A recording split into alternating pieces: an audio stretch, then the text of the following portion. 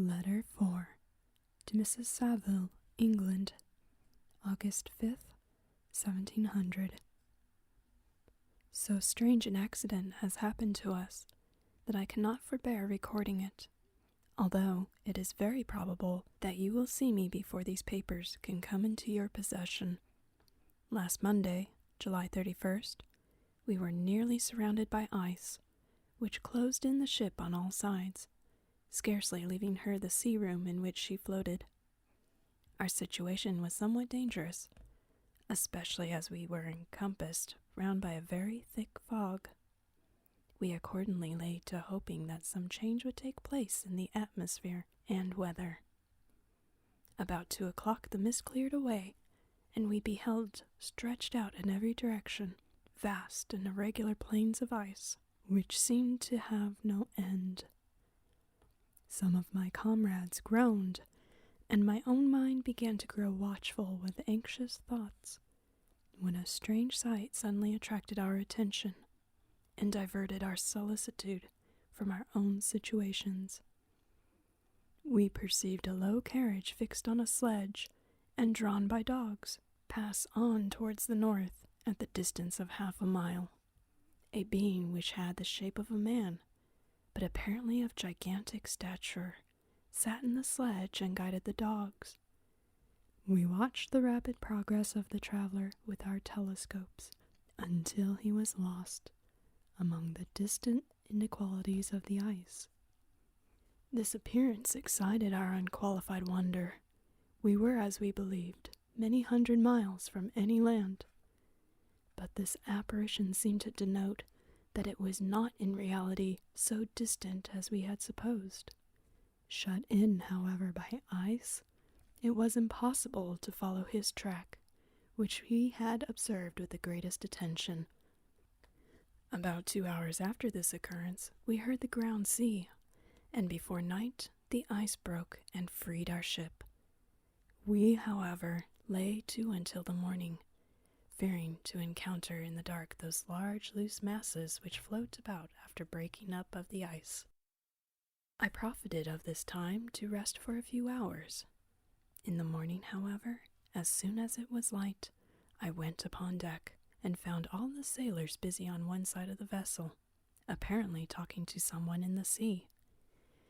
It was in fact a sledge, like that we had seen before, which had drifted towards us in the night on a large fragment of ice.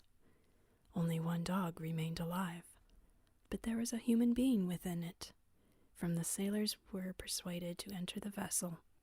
He was not as the other traveler seemed to be, a savage inhabitant of some undiscovered island, but a European. When I appeared on deck, the master said, "Here is our captain, and he will not allow you to perish on the open sea." On perceiving me, the stranger addressed me in English, although with a foreign accent. "Before I come on board your vessel," said he, "will you have the kindness to inform me whither you are bound?" You may conceive my astonishment on hearing such a question addressed to me from a man on the brink of destruction, and to whom I should have supposed that my vessel would have been a resource which he would not have exchanged for the most precious wealth the earth can afford. I replied, however, that we were on a voyage of discovery towards the northern pole. Upon hearing this, he appeared satisfied and consented to come on board. Good God, Margaret, if you had seen the man who thus capitulated for his safety, your surprise would have been boundless. His limbs were nearly frozen, and his body dreadfully emaciated by fatigue and suffering. I never saw a man in so wretched a condition. We attempted to carry him into the cabin, but as soon as he had quitted the fresh air, he fainted. We accordingly brought him back to the deck and restored him to animation by rubbing him with brandy and forcing him to swallow a small quantity. As soon as he showed signs of life, we wrapped him up in blankets and placed him near the chimney of the kitchen stove. By slow degrees he recovered, and ate a little soup which restored him wonderfully. 2 days passed in this manner before he was able to speak, and I often feared that his sufferings had deprived him of understanding. When he had in some measure recovered, I removed him to my own cabin, and attended on him as much as my duty would permit. I never saw a more interesting creature.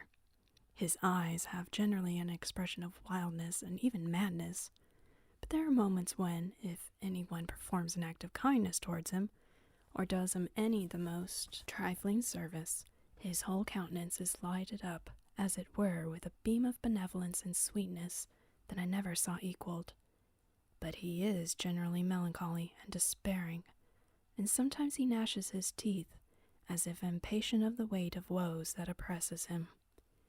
When my guest was a little recovered, I had great trouble to keep off the men who wished to ask him 1,000 questions, but I would not allow him to be tormented by their idle curiosity, in a state of body and mind whose restoration evidently deepened upon entire repose.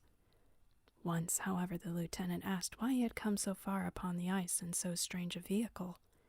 His countenance instantly assumed an aspect of the deepest gloom, and he replied, "To seek the one who fled from me."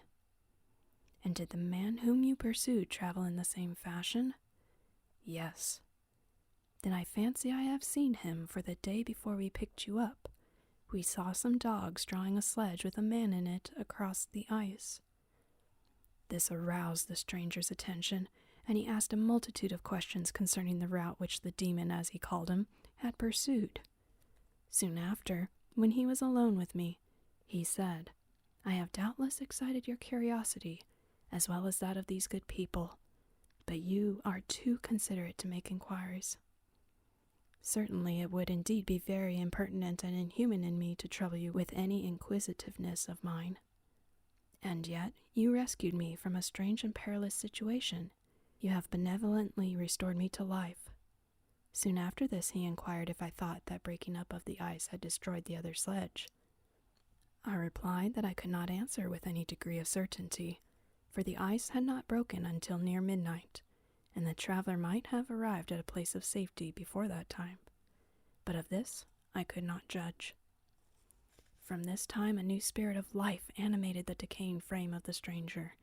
He manifested the greatest eagerness to be upon deck, to watch for the sled which had before appeared, but I have persuaded him to remain in the cabin, for he is far too weak to sustain the rawness of the atmosphere.